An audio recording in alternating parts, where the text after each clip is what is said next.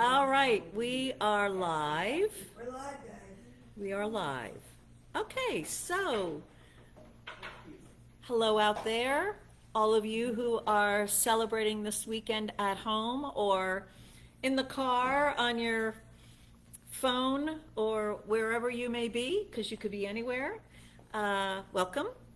We are the Center for Spiritual Living Princeton, and if anyone, I see that someone is on. Is that you, Gary? If someone, not Gary, could let me know that you can see and hear me, that would be great. Unless, Gary, you can confirm you can see and hear me, because I know that's delay. He could win a prize, couldn't he? He could win a prize. Yes, you can win a prize. If so far you're still the only one on. Oh, no, Margit's on. Okay. Darn it. Sorry, Gary. So, Margit, you won. If you would like me to do spiritual mind treatment for you, just let me know what that is for at any time, and that will be good. All right, we're good to go now. So I will begin with a spiritual mind treatment. Let's see, what should I treat for? Audience members. For what would you like me to treat? Love. Okay, not too much. You only get one. Out of all those what? World peace. Okay. All right, world peace. World peace it is. Yeah, you're right. It's a good weekend for world peace. Okay. So this word is being spoken for each one. This word is spoken for the world and humanity. And if there's anyone else you would like to have included, just think of their name now and know that this word is also for them. Because there is only one. That one, I call it God, divine presence, and that one is the cause and the creator of all that is, and it becomes that which it creates. It creates out of its own self. And so everything that is a projection of itself, and everything that is contains the substance, the qualities in that substance. And so that universal something that is, this one life, is the essence of love and light and power and peace, beauty, order, harmony, and joy. These qualities are omnipresent because these qualities are the substance, the qualities of the substance of life itself, and exist in, through, as, and all around each one. There is not a spot where these qualities are not. And so in particular, this universally present quality of peace is present right now, everywhere. And in particular, this peace is present within each one on this planet. There is not a person that does not have this quality of peace. There is not a person who is not made of this divine quality of peace. So any belief in anyone that anyone else is not peaceful, all judgment and declaring anyone as the opposite of peace is all a lie right from the beginning, is erased, evaporated, and vanished. Anyone who believes themselves not to be the quality of peace is erased, vanished, gone. The substance, the clay from which each one is created is peace. And so that is present in every detail of each one, in every aspect of each one's body, mind, heart, soul, world. Peace is omnipresent. And peace does not judge. It does not condemn. It does not criticize. Peace does not reject. Peace knows that I am is the cause of all, and peace is that quality of God that unconditionally agrees with itself. Peace within each one is that quality of agreeing with that which is universally present. So peace is in agreement with that divine presence of peace. And so all belief that a particular person or group of people or aspect of the world is not being peaceful, as well as all opinions about the way peace should look, and all strong opinions that one is practicing peace with condemnation of the other, rejection of the other, or argument with the other, is all erased, evaporated, and vanished. Inside everyone and each one is the presence of peace, and that divine peace is able to speak to the presence of peace with anyone and everyone else. It is the namaste experience. And so each one is now more aware of this divine peace and its presence within themselves. And in that expanded awareness of the peace within oneself, each one is realizing how it also is present in the other. This peace within each one guides.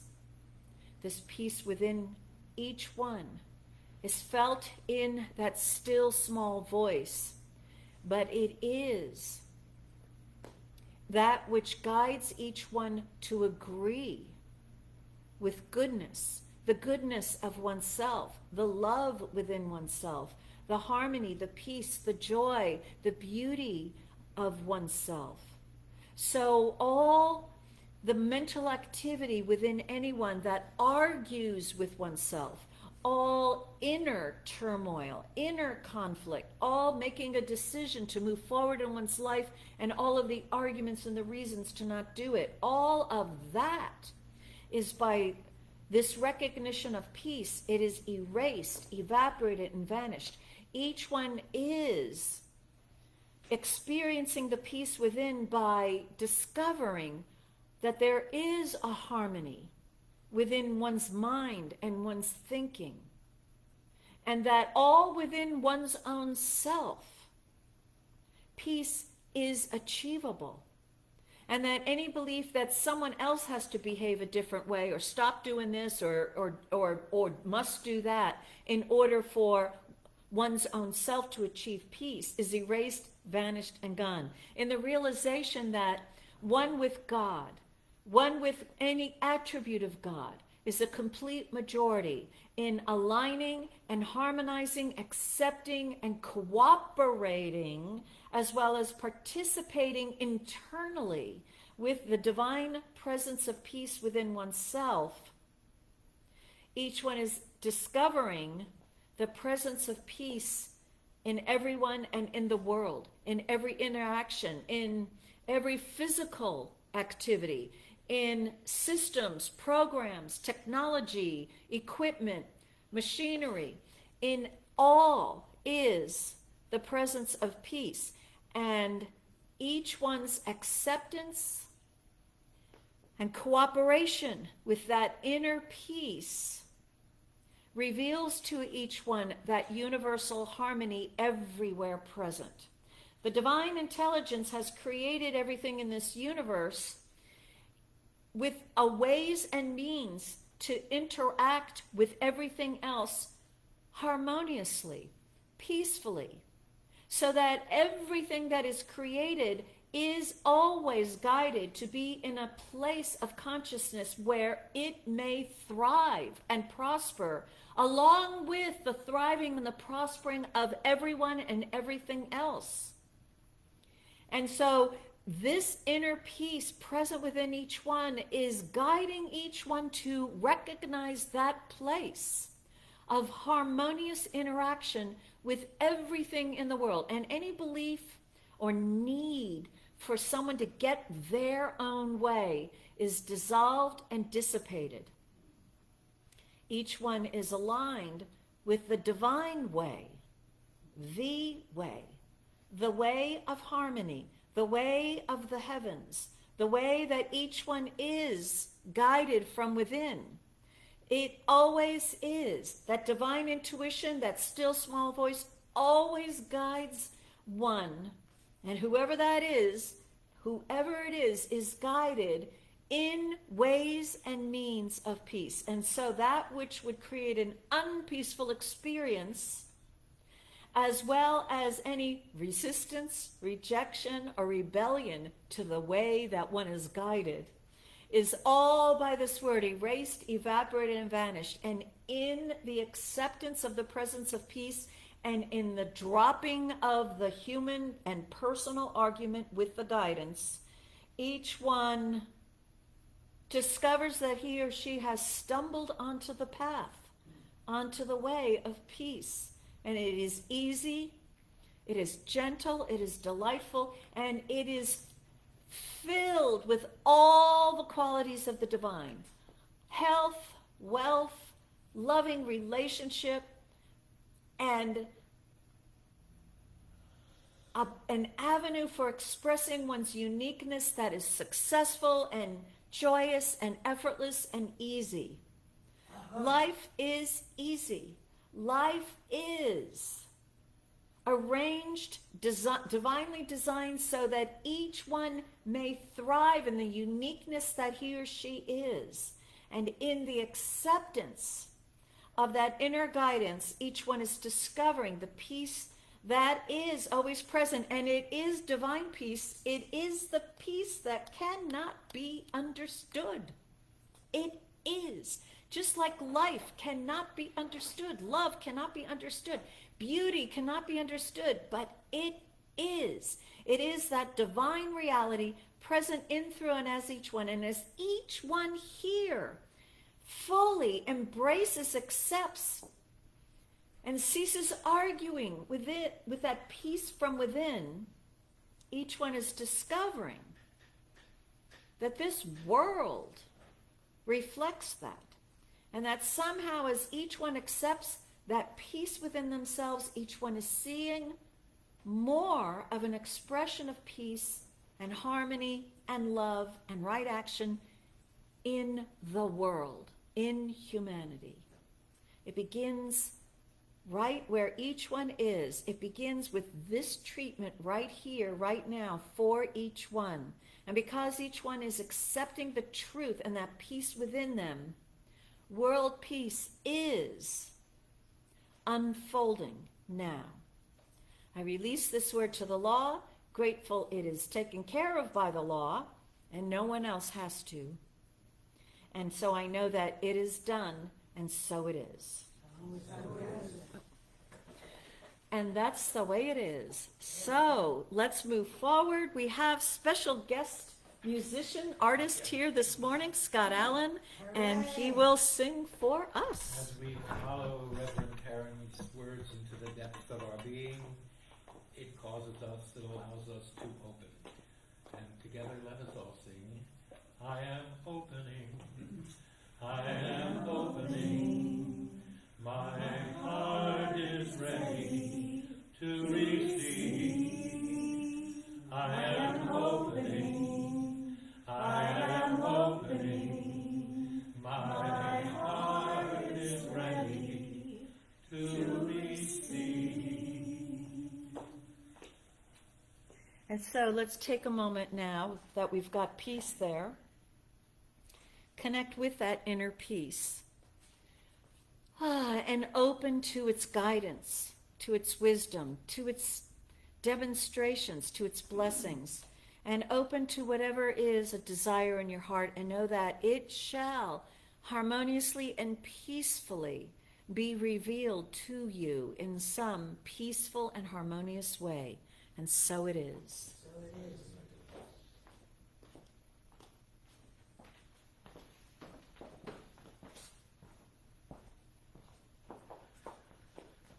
Good morning. Good morning, John.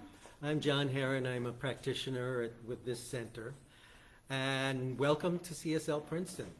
We are a loving, healing, and inclusive community which teaches and practices the principles of the science of mind for the well-being and spiritual growth of ourselves and of the world.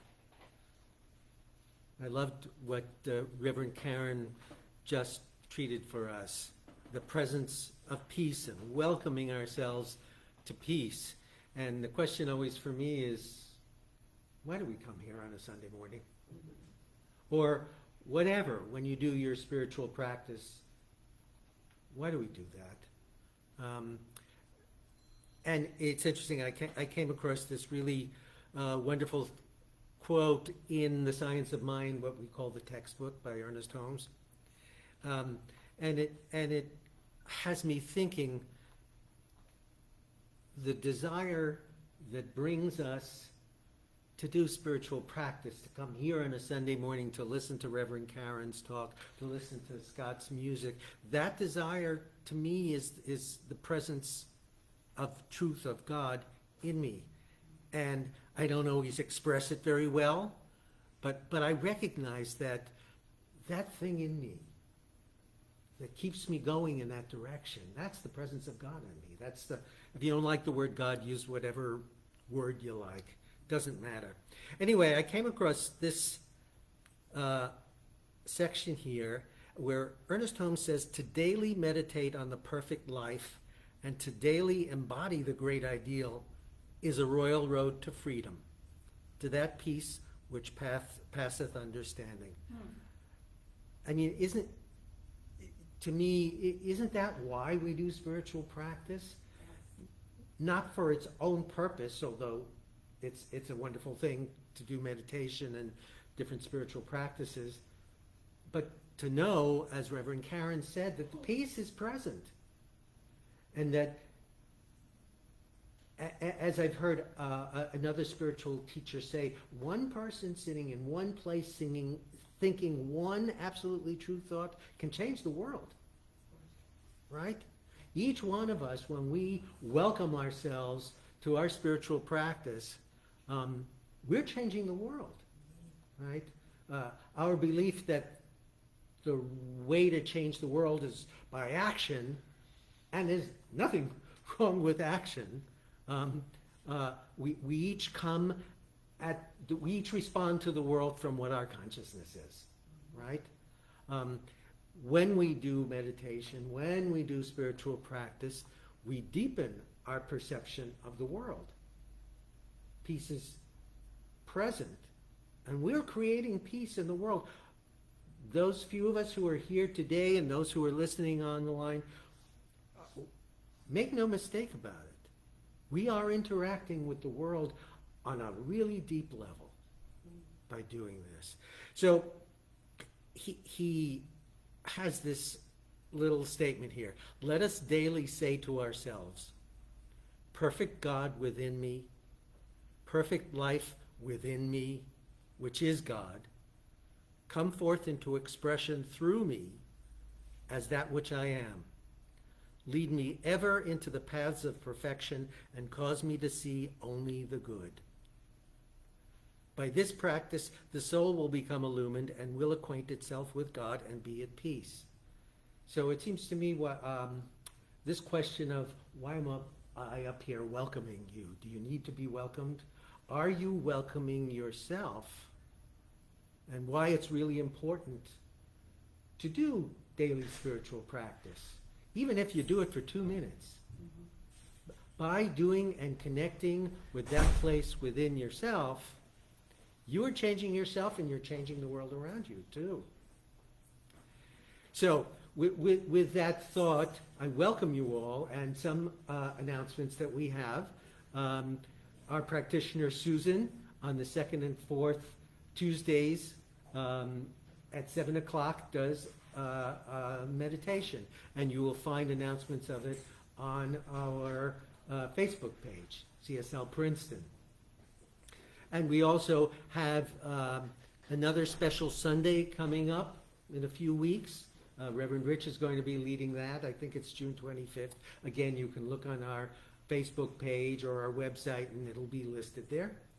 I think our organization exists as an infinite welcome, right? if God is, I heard something we talked about, Elizabeth. God is the infinite yes. Yes. Always yes. Always open. And it seems to me that what's ours to do is to say yes back and receive the blessing that is already present. So here we are today. I welcome you to the blessing that's present here today for everybody who's participating, and thank you very much. Bravo.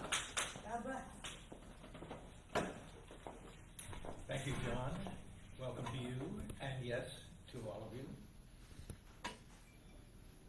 Our Father, which art in heaven, hallowed be thy name. Thy kingdom come, thy will be done on earth as it is in heaven. Give us this day our daily bread, and forgive us our debts as we forgive our debtors. And lead us not into temptation, but deliver us from evil. For thine is the kingdom and the power and the glory forever and ever.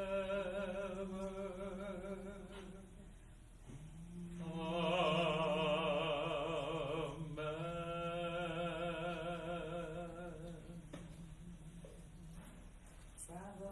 Thank you. Wow. Hi, I'm centered. I'm centered. In the center. I may not look through at this camera anymore this session, but I'm centered. Good morning. Thank you. Scott's put us in a mood. Thank you, Reverend Karen, for your wonderful meditation. Thank you, John, for centering us and grounding us and letting us know what's going on. Thank you. Did I say my name? I'm Regina Quince, one of the practitioners here. And I was just talking to Susan. I call this follow the leader. And the leader had me going in so many different directions for this POD. And it started off with Florence Shin, and then it went to Eva Bell Werber, Quiet Talks with the Master. I would suggest folks get this book. It's extraordinary, and I'm going to read the first paragraph because it coincides with what John was saying in the beginning. The throne room. My child, at the very center of your being, there is a golden throne where divinity dwells. You can come and meet your Lord in the quietness of your own soul. Come each day. Practice. My child, set apart some special time. Come, knock on that door of your heart, and it shall swing open, and you shall come in and hold sweet communion with the Lord of your life. So I just had to read that because it just coincided with what you were expressing and telling us. But this morning, here I am in the Science of Mind, and I was led here because last Sunday at John's special workshop that he conducted for us, there was a quote that really resonated with me. And it's in this paragraph, but I'll read the quote first. There is something within me which goes before me and prepares the way wherever I go, making straight the way, making perfect the way, making immediate and instant and permanent and harmonious every situation. And it really resonated with me. So when we think of practice, that's the practice. You know, to understand and be there fully in this knowingness and this truth that we're here to celebrate and utilize. But here's the essay, and it's on page 555, and it's the third paragraph in the Science of Mind textbook. I accept the fullness of my own divine well-being. Within myself is that which is perfect, that which is complete, that which is divine, that which was never born and cannot die, that which lives, which is God, the eternal reality.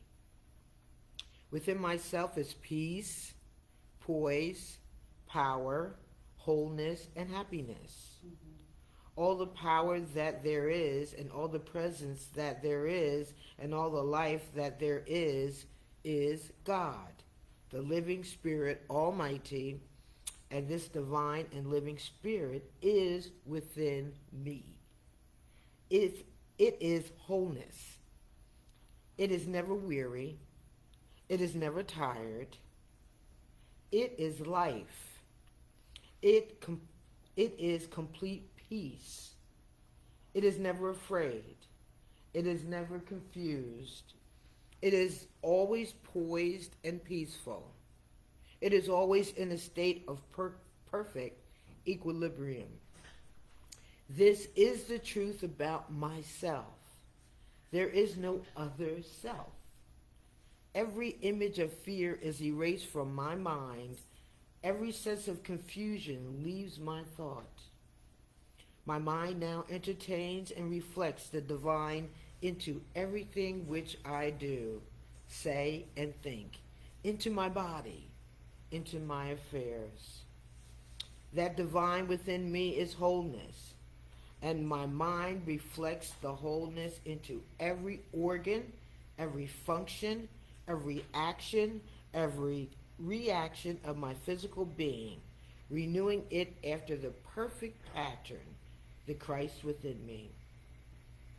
Universal substance reflects itself into my mind, into daily supply, so that everything I need each day is supplied.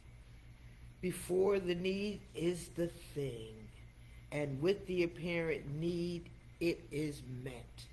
There is something within me which goes before me and prepares the way wherever I go, making straight the way, making perfect the way, making immediate and instant and permanent and harmonious every situation. Consequently, my mind reflects the fullness of that divine substance, which heals every sense of lack in my life. Peace, poise, power, perfection, living spirit within me, is me, myself. I accept the fullness of my own divine well-being. And I will do a treatment and affirmative prayer.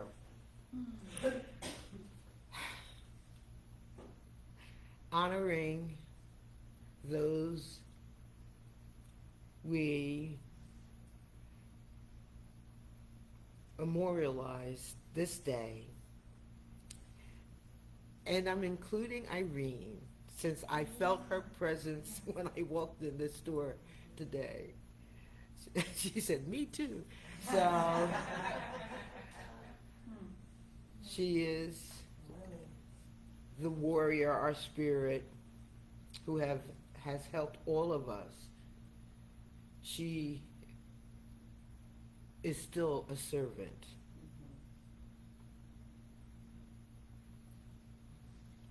And so, this one, which is all the peace, the poise, the presence that exists, that's ever existed, and that with purpose chose each one here, each one watching in Facebook, each one that will ever see this video, each one, it embodied its qualities, its love, its life, its light, its power, its order, its joy. And each one opens and allows this to be expressed, to roll out into their experience. Each one permits it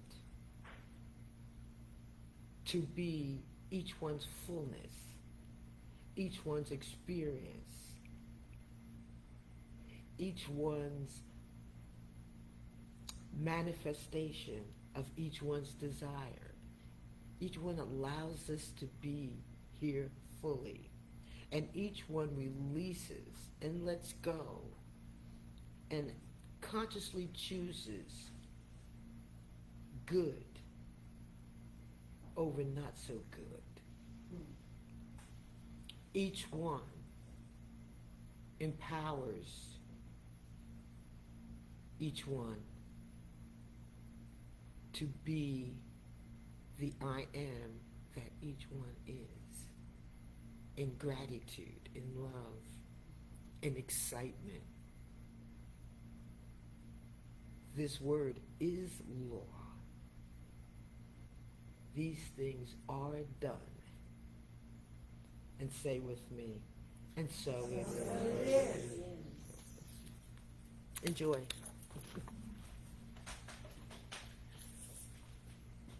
Thank you, Regina. Thank you, Eileen. Don't forget Lillian and Ralph Birch, too. Yes. Flawless light in a darkening air, alone and shining there. Love will not elude you, love is simple.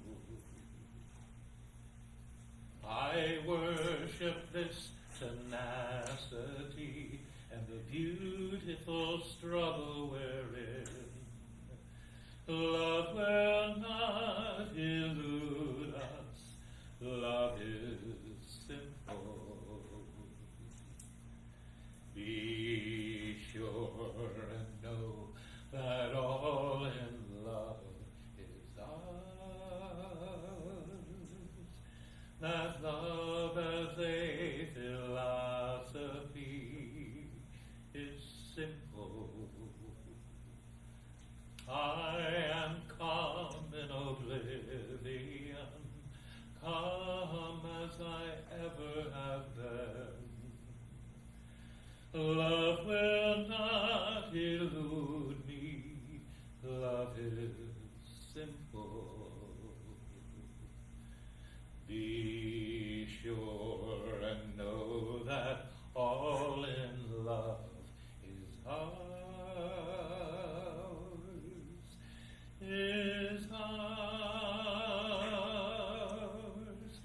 that all in love is ours.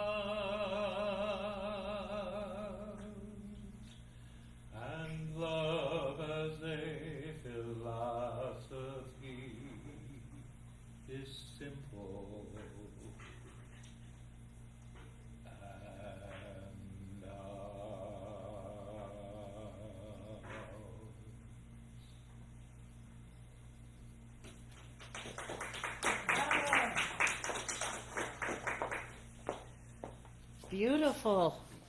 Thank you. All right. So, welcome everybody. Hello, Raul, and who's that? Angela. Hello. Welcome. I'd like to take a moment. It's Memorial Day weekend, so I want to honor all of those in our community who have been in service to our country. So if you would like to stand and get acknowledged, likewise virtually. Thank you for your service. The opening treatment that I gave was on world peace, and we can see how humanity throughout the world, they all want peace, but we want it our own way, right? So then we got to fight about it. So at our level of understanding of the human race right now, yeah, we really value and appreciate the gifts that some people have been giving to us as a community, keeping us safe. I am protected and supported, really supported. I had the joy, the fun of watching some new firefighters get trained in my neighborhood this past week. And from what I could tell, it was not a training. It was people who really wanted to serve in this particular way. And they all were given a test to see if they could handle heights. And so all they did was walk up and down ladders and get put in that little machine that lifts you way high up over the building. And, you know, they didn't do anything else besides that. So I'm like, they're testing for height before they go to the training academy where they probably get, you know, molded into shape. Wow. So we have that impulse within us to serve, to express ourselves, to help other people. And we want to really recognize that and appreciate that. Likewise, for those of you who knew Irene Pierce, and Regina brought her up, we've settled on, I believe it's July 17th. We have the clearance here to do a celebration of her life here in person. So if you can mark your calendar, that would be well. We'll also broadcast it on Zoom for those of you who cannot come, but we've got that in the works. July 16th. The 17th is a Monday. Yes. Okay. So we're set with that. Onward, upward, forward, right? This weekend. What? Onward, upward, forward. Onward, upward, forward. Onward, upward, forward. Okay. And onward, upward, Godward. Today, this day. Okay, so let me be clear. July 16th, 2023. We will be doing that. Yes.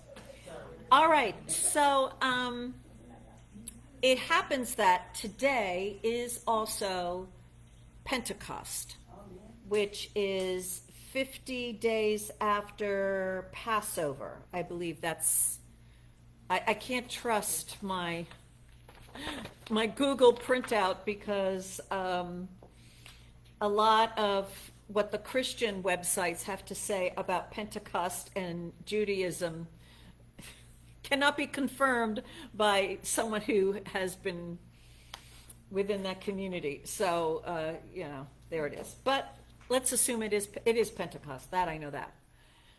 And I had this particular little Google printout. I printed it out 10 years ago. And I guess I never read it. Went into my file, Pentecost. And so this Sunday, as I was preparing for the talk, I'm like, what should I talk about? Oh, it's Pentecost. Well, let's see what's in the folder. And here is something I'm very surprised by. This particular person, I believe his name is Jerry Lewis.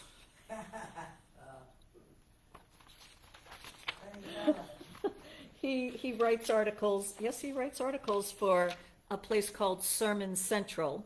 It is a Christian website, Christian-based website. And he writes that the average Christian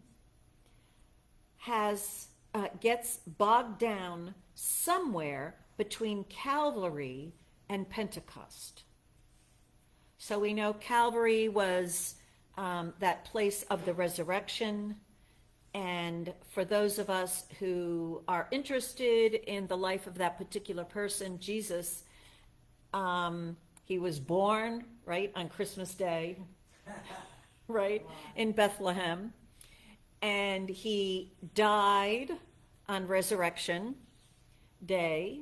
And he arose from the dead on the resurrection. Wait, he died in Calgary 3 days before. He rose from the dead on resurrection. And he ascended about a month after that up into heaven. And all his apostles were like, oh, don't go, we're scared, we don't know what. And he's like, look, I'm going to send the Holy Spirit. And on Pentecost, those apostles, along with Mary of Magdala and Jesus' mommy and other followers of his teaching, they all were gathered together in the upper room, it's called. And the accounts say that they were gathered together in the upper room because they were afraid. And if you go a little bit deeper, I think what was happening was they were afraid. But Jesus, before he ascended, told them, don't move. Stay together until the Holy Spirit comes down to you. So they were following instructions to stay there in the upper room. And what they were doing is they were in this room together, holding consciousness, the highest consciousness that they could, even though they were filled with fear. But the thing is the descent of the Holy Spirit was promised. Now, being in the Science of Mind teaching, we take that story as not just the story of a particular person and what happened to them, but we follow what he said, which was, these things I do, you shall do also, and greater things. And taking the entire Bible as a metaphor or a description of the development of a consciousness of a human being from birth to a full transcendent consciousness of love. This particular story is about our consciousness. So we're human beings, right? We didn't ask to get born. I certainly didn't. And we emerged because something wanted us to be. And we do our best, learning from the people around us. But the people who are around us can only teach us how to survive. No one who is around us can teach us how to be ourselves, that which we are created to be. And so no matter what we've done with the first half of our lives or our entire life or whatever, or to this point, no matter what we've done, our real journey begins when we become aware that there is a divine self within us. And that birth of the awareness that there's more to us than what the world has told us, that birth is our own Christmas Day. It's our Bethlehem. It's when we realize there is a divinity present. And that begins our real spiritual journey, which is an unfoldment of becoming more and more of who we are. Now, in this little article, he says, this is why I got excited about the article. He said, right, Bethlehem means God with us. So that awareness of the presence of God being with us is also a recognition that there is a God with me, with each one of us individually. And then, as we grow in our spiritual awareness, at a certain point, we have our Calgary, where, right, we grow. When we first become aware, wait, there's a divine that is with me and it is supporting me and I'm following it. At a certain point, we start learning how we've been contributing to our lives and the choices that we've made. And at a certain point, we need forgiveness in order to move forward.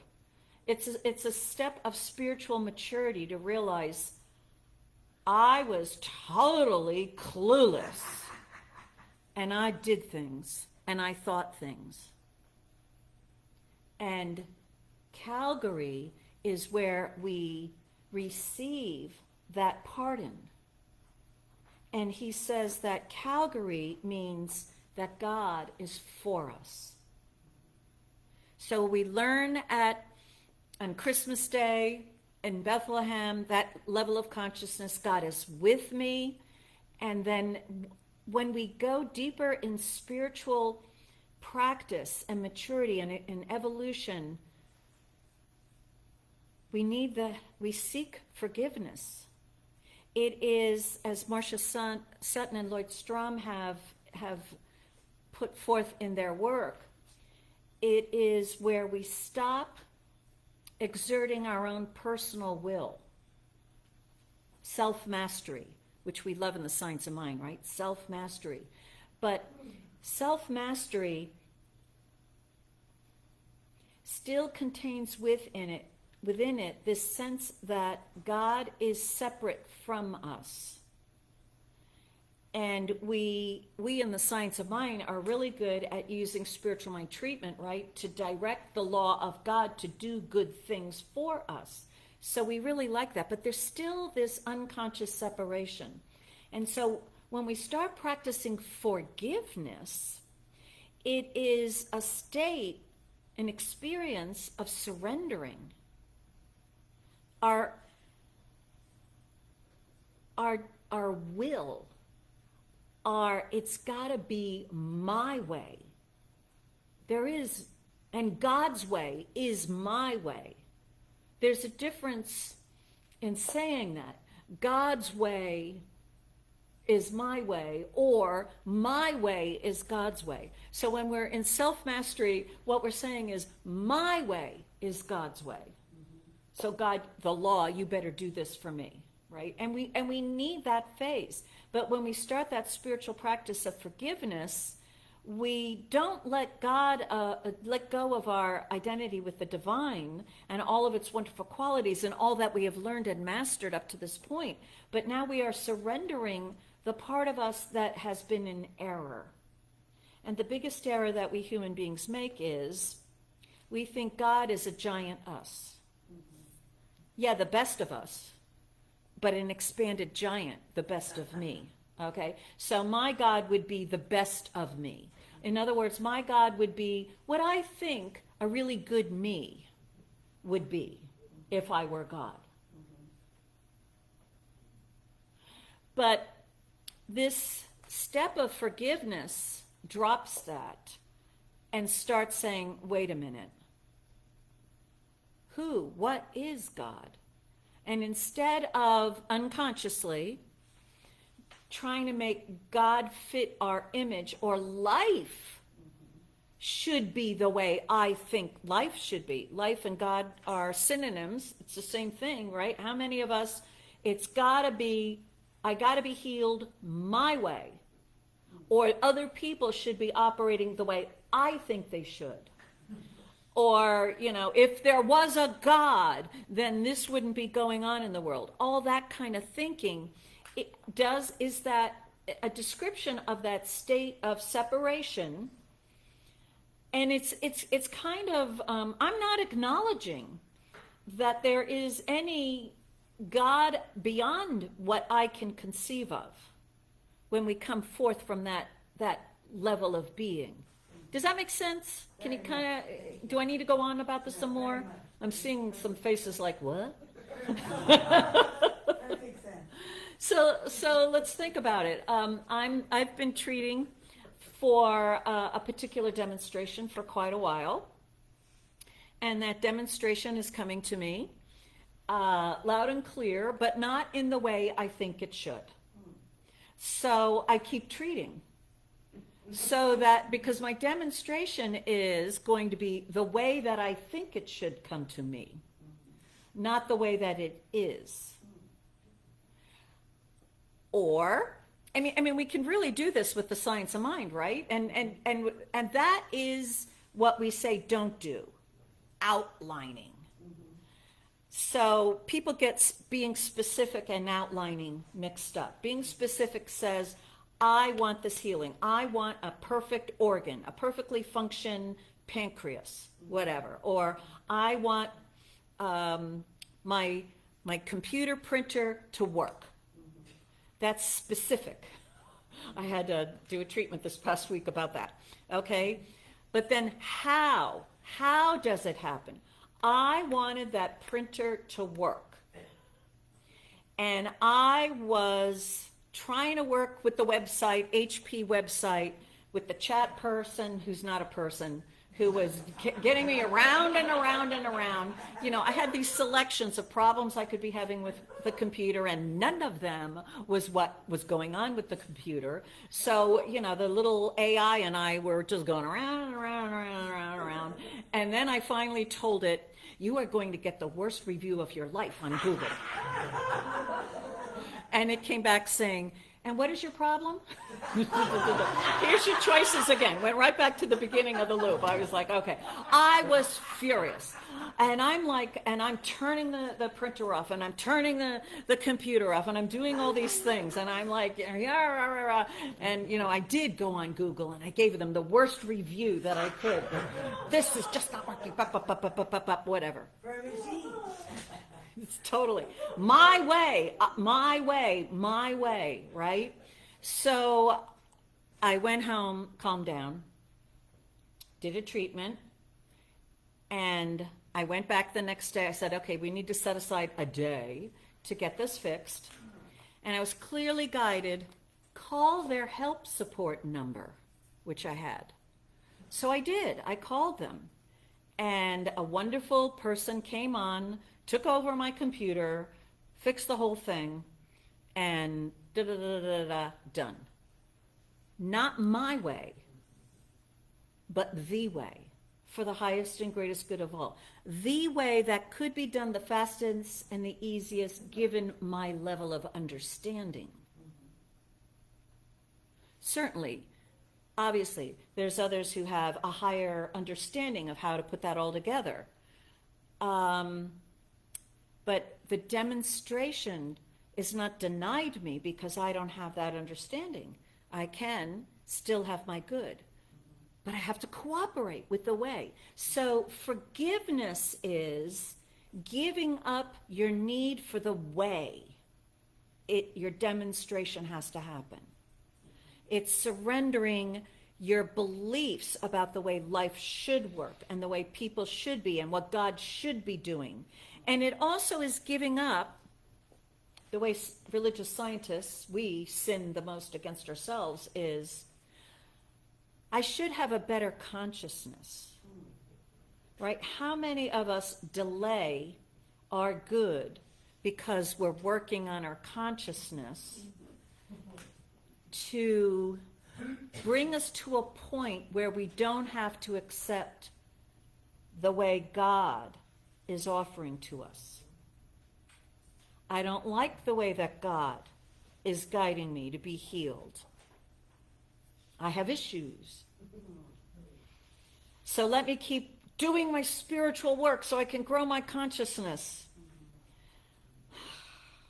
Alan Todd calls it stop shooting on yourselves. And so much more.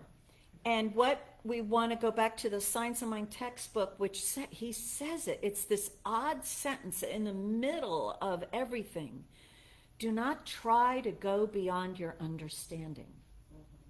What does that mean? Let me get a better understanding.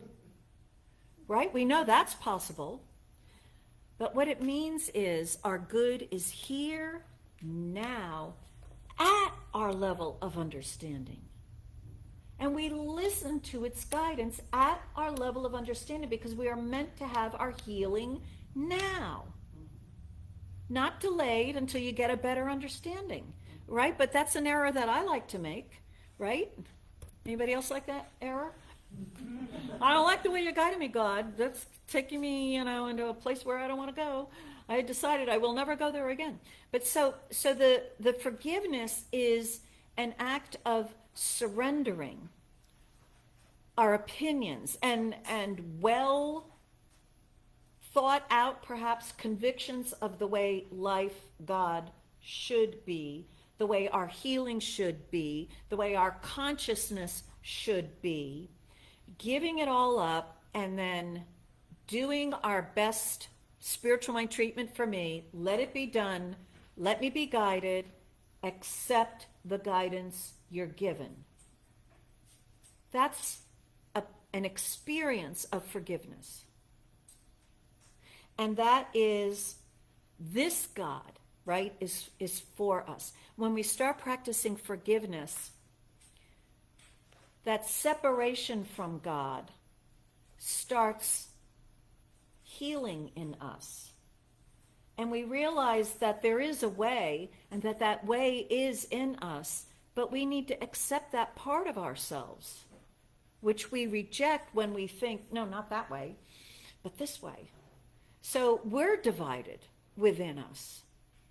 We're hearing the divine guidance, do this, and we're hearing our own will and opinion and beliefs overruling it. So we're in battle with ourselves. Well, there's no healing that's going to happen when we're in battle with ourselves. So who's going to win? Who's going to win? As long as we keep fighting for our own personal will to win, we suffer. Can anybody deny that? You thought I was going to say something else. He's ready to raise his hand, like, wait, no, not that. No, we suffer. We suffer when we don't accept that the will of God is also in us. And then as we continue to grow, we get that it is God in us. And this wonderful Jerry Lewis says that Pentecost means God in us. I would go further, God as us. When we realize that this will, this intuition is God in me, we start following it and we evolve into God as us, where there's no separation. But see, we got to get clear about our personal will versus the divine will. We have to make peace, right? Our opening treatment, we have to make peace with the divine, the presence of the divine will in us. And we have to learn to stop arguing with it and stop asserting it's got to happen my way. How many of us want more love in our lives, right? We want more love. And that means that person has to love me. Right? That one. No. The law will never bring that experience of love with that person if your will is that I will only feel loved if that person loves me. Because that's a lie. So when we accept the divine truth, presence, essence, the divine way we are created and its guidance, what we learn is, wait a minute, I'm already loved. Now, I've got that settled. I know I am already loved, regardless of who around me is loving me, and that particular one, I am loved. That's no longer the issue. I no longer need to find it or feel it from someone else. I know I'm loved. I feel it all the time, no matter who I am with or what I am doing or what they're thinking of me. I am loved. When we accept that spiritual truth, right, that's God. The God in me is the love in me. I don't need to get love. It's in me. And now I'm going to act as the presence of love. When we've got that, then it's easy. Let's bring a couple more people into her life or his life to love and enjoy the expression of that love. Right? But it doesn't have to be that one, or else. You have to love me, or else. No. right? That's will again. That's personal will. So what this person is saying in his little write-up here is that this experience and acceptance of the presence of God in us occurs with the descent of the Holy Spirit.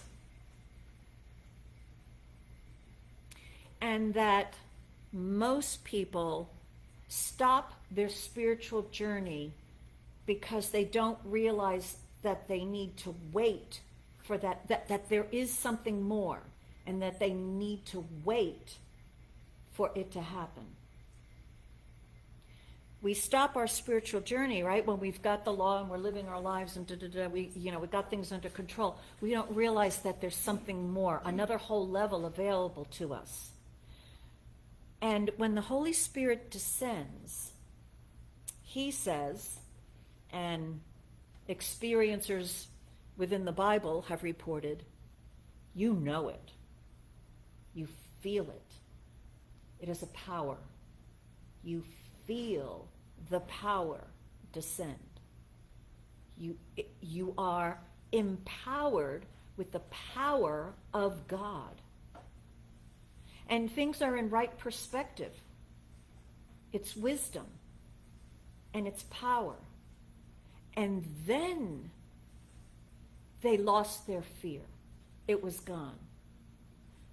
They had been studying the teachings of this holy master, and they believed it, but they had not realized and experienced that it was in them too. What Jesus said, these things that I have done, you will do too, and greater things. He said, it's not me, but the Father within me that doeth the work. He said, he promised, I will send you the Comforter. What's the Comforter? It's knowing that God is in you. It comforts. It's like, oh, I am cause. My word is law. I am the presence of love. And and I'm doing these things on the planet. But it really doesn't matter what I'm doing, because I am the presence, the power of love, of light, of peace. I am. And so it's a whole different level of spiritual evolution that every one of us has as a potential, because it is done unto us. And what we look at the apostles, come on. Follow this master for a couple of years. Just think, where would your consciousness be? You're following this person. He's raising people from the dead. Then he raises himself from the dead. And then you get to see him. And if you're Thomas, you even get to stick your fingers in his sores or whatever. With all that evidence of the presence of love and of goodness and of power and eternal life and everything else, you'd think you would believe. And then he leaves. Whoa, right? So if it had not been experienced from within you yet, you're going to be afraid. Oh no, I believe all this stuff, but where's my teacher? I didn't get it in me yet. And what he told them to do was just wait in the upper room of consciousness, and wait, expecting something to happen. Why? Because he promised. Jesus didn't promise. The Father within promised. And what we want to realize is God has promised to us this embodiment, this gift, this blessing. It's a spiritual gift. It begins with an awareness that there is a divinity present somewhere in me, around me, whatever, that God is with me, for me, but it's that shift from intellectually knowing it, using it. We can get pretty far with that, good, and we need to, but it's that something that happens to us when we shift. So I've been dealing with this situation, and as I said, and treating for my demonstration, and I don't like the way the demonstration is coming to me. and arguing, making everybody crazy in my own little way that I do. And, but demanding. And out of the blue, in me came this inkling of something, of that voice or something that said, maybe the way that it's happening is your demonstration, not the thing you're going for. I'm like, what? Because it made me happy. I'm like, what? That's the only thing that's ever happened, the past few months that's made me happy. I like that thought. Tell me more. And so it kept talking to me. It's like, well, what if, all this stuff in the entire world was all created, all just for you having this moment? Mm-hmm. Oh, well, that's happened before, right? Have you ever had that thought for your next personal experience? You notice that the whole world has arranged itself in a certain way and created all these forms and functions and ways that people operate, and it's all serving you in this moment? Maybe it was all for you. Maybe it was all for you.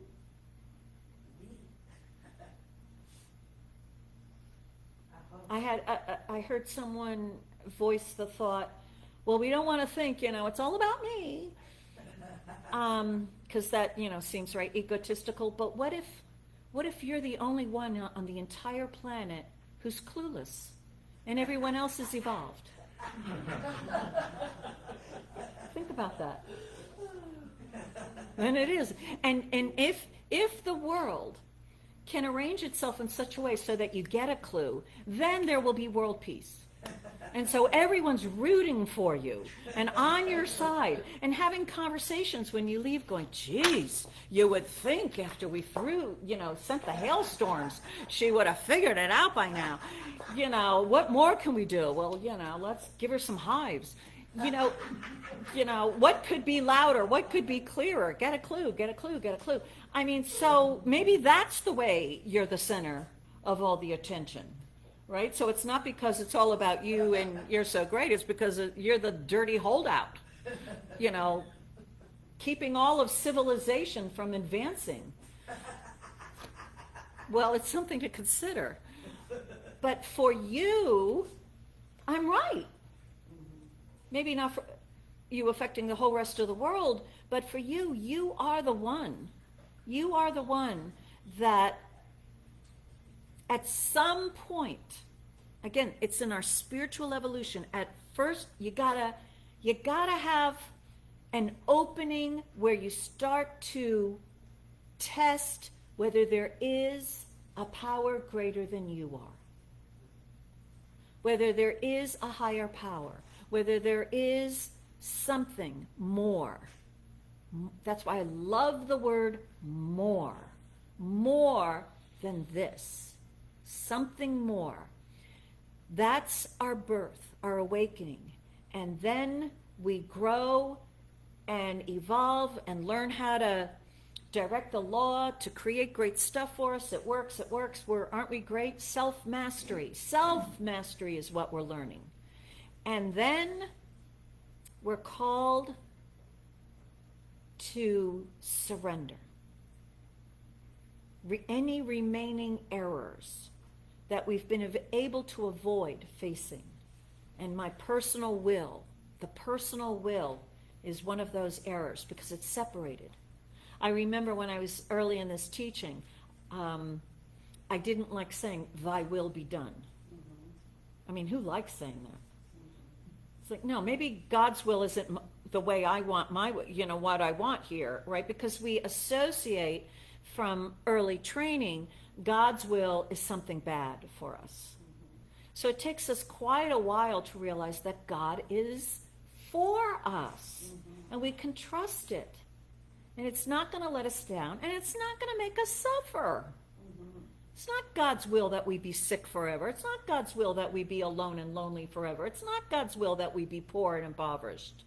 It's our will at its stupidest, highest, lowest conclusions.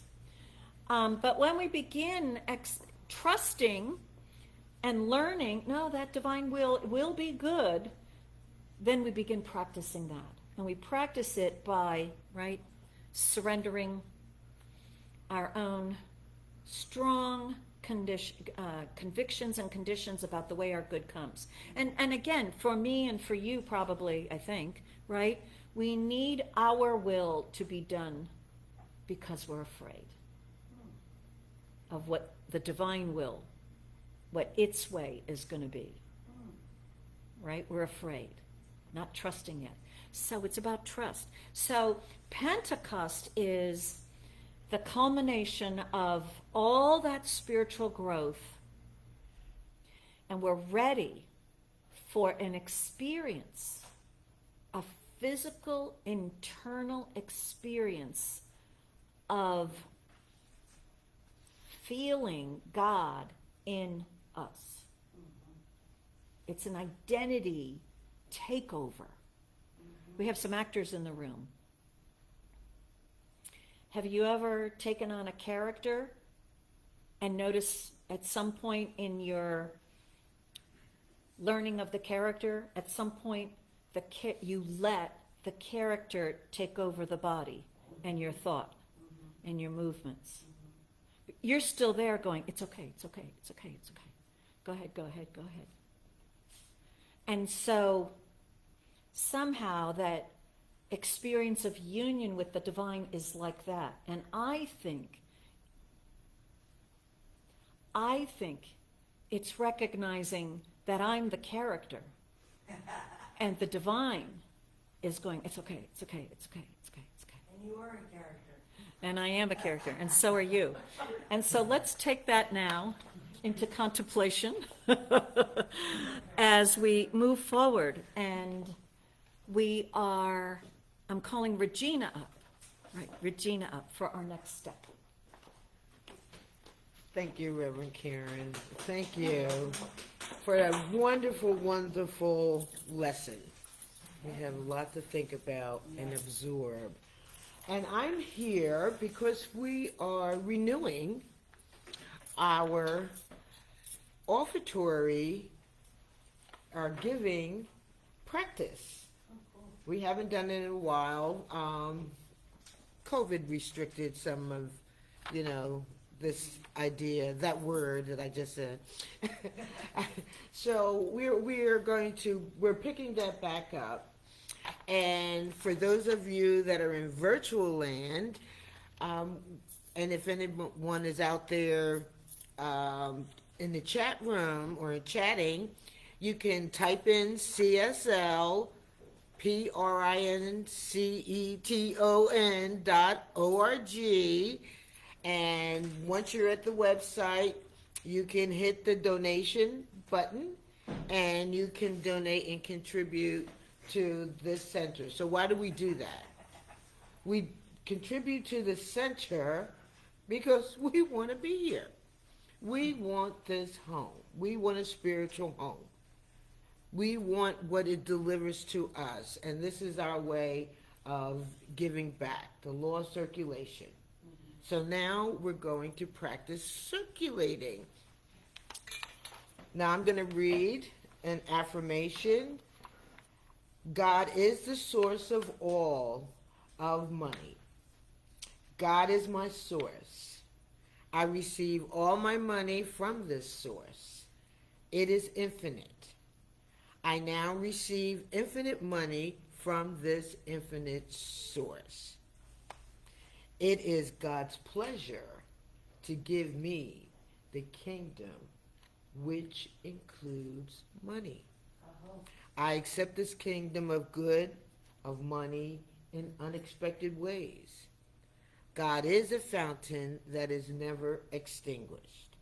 I receive my good, my money, from this fountain continuously.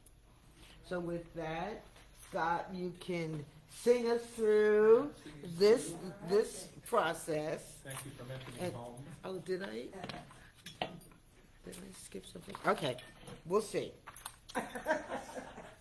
When I think of home, I think of a place where there is love overflowing. I wish I was home.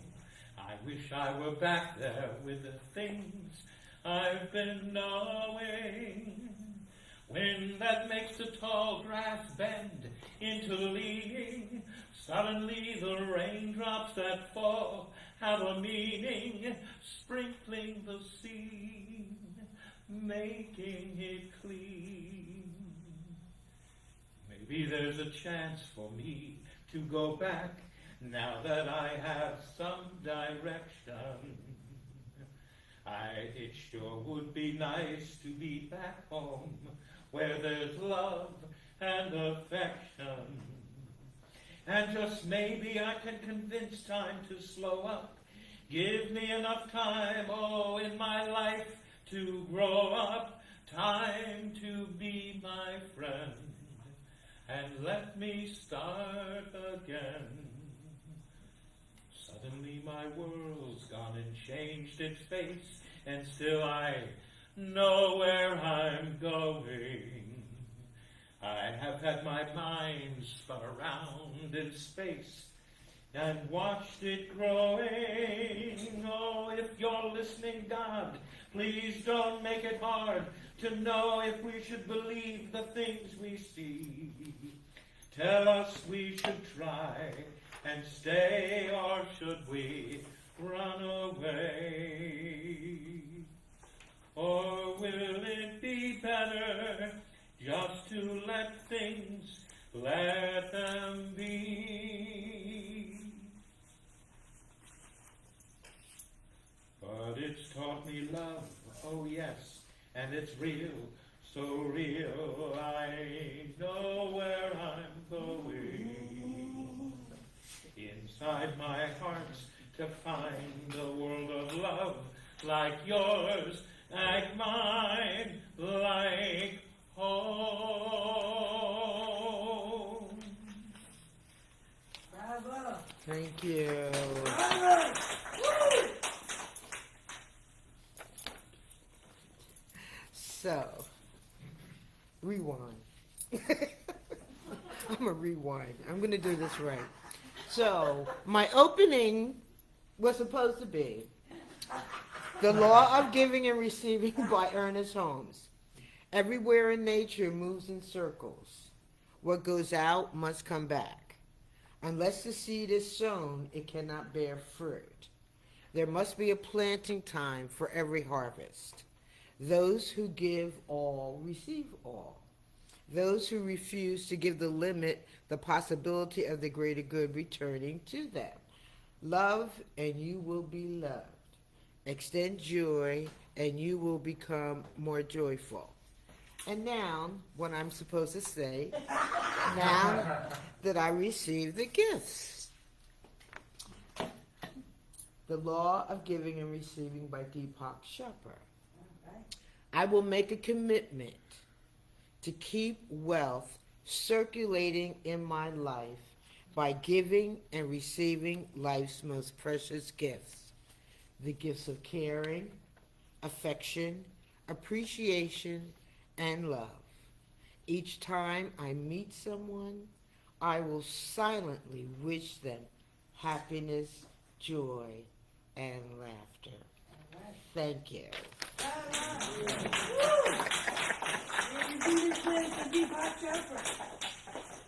All right, so having fun here.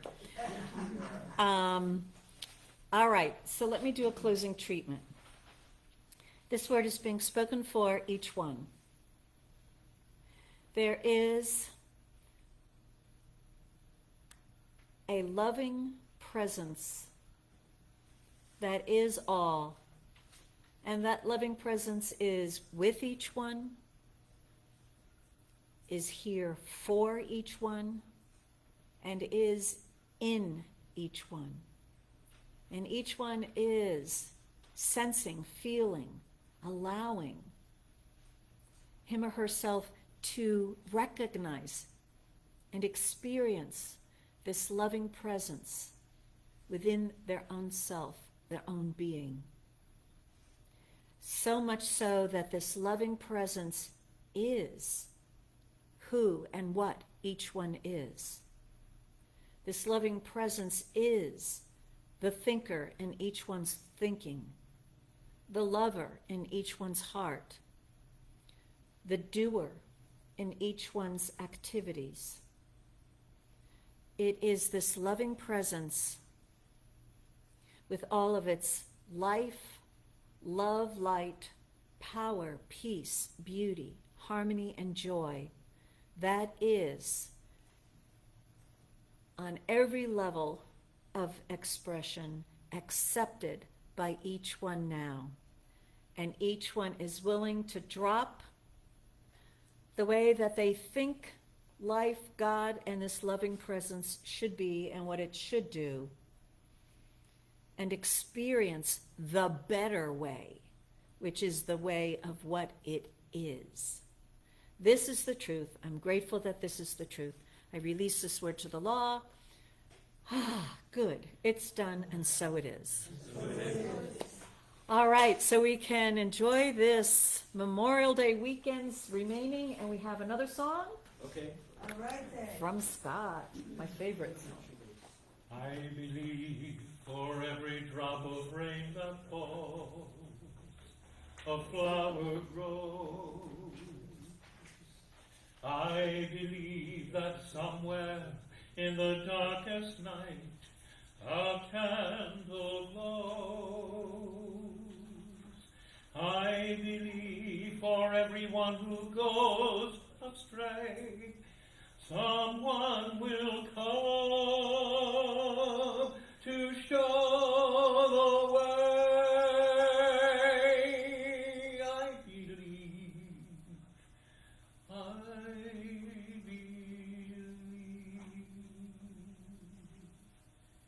I believe of a storm, the smallest prayer will still be heard.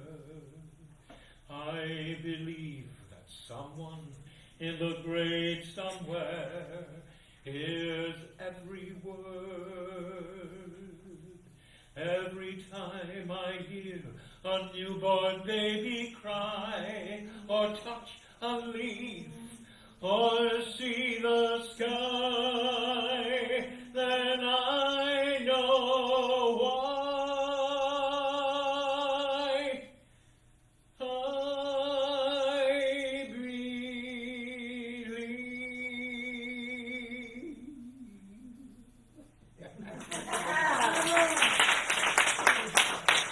Thank you. And thank you all for coming.